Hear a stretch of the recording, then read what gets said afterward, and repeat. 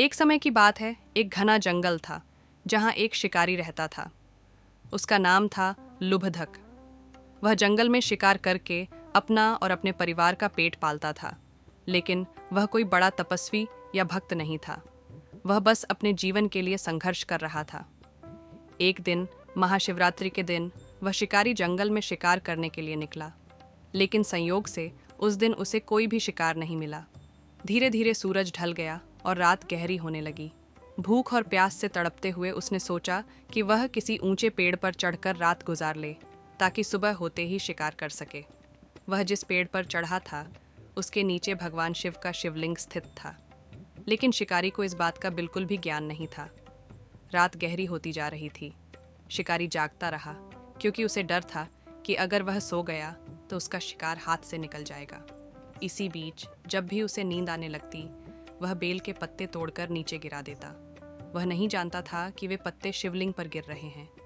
धीरे धीरे रात बीतती गई। भूख और प्यास से परेशान शिकारी की आंखों से आंसू टपकने लगे और वे भी शिवलिंग पर गिरने लगे। अनजाने में ही सही, लेकिन वह शिव की सच्ची पूजा कर रहा था। बेलपत्र अर्पित कर रहा था, जल चढ़ा रहा था और पूरी रात जागरण कर रहा था। सुबह होने से ठीक पहले अचानक भगवान शिव प्रकट हुए।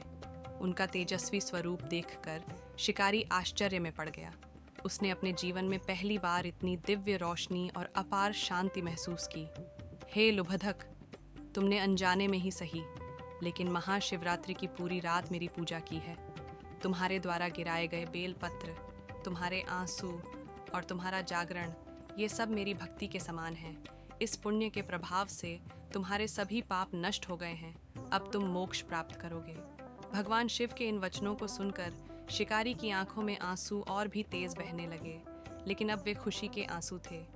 भगवान शिव ने उसे मोक्ष का आशीर्वाद दिया और वह शिकारी जीवन मरण के चक्र से मुक्त हो गया। इसलिए महाशिवरात्रि का पर्व हमें यह सिखाता है कि चाहे अनजाने में ही सही, अगर मन शुद्ध हो और भक्ति सच्ची हो तो भगवान शिव अवश्य प्रसन्न होते हैं और अपने भक्तों को मोक्ष और आशीर्वाद प्रदान करते हैं। जो भी ये वीडियो देख रहा है, मेरे साथ जोर से बोलो, हर हर महादेव। आप सभी को मेरी तरफ से महाशिवरात्रि की हार्दिक शुभकामनाएं।